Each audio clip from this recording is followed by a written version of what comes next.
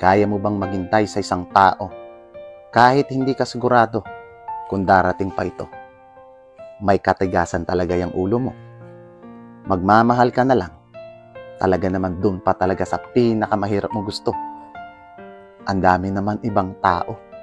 Pero bakit nakatuon ka sa nag-iisang tao? Di ba? Wala namang ibang tao na makakapagsabi sa'yo kung ano ang gusto mo. Dahil alam mo at kilala mo ang sarili mo kung sino ang gusto mo. Dahil alam mo ang pagkakaiba ng nakikita ng mata sa tunay na nararamdaman mo. Kaya pag sumemplang ka sa dulo o mabigo ka, alam ko, hindi ka magsisisi.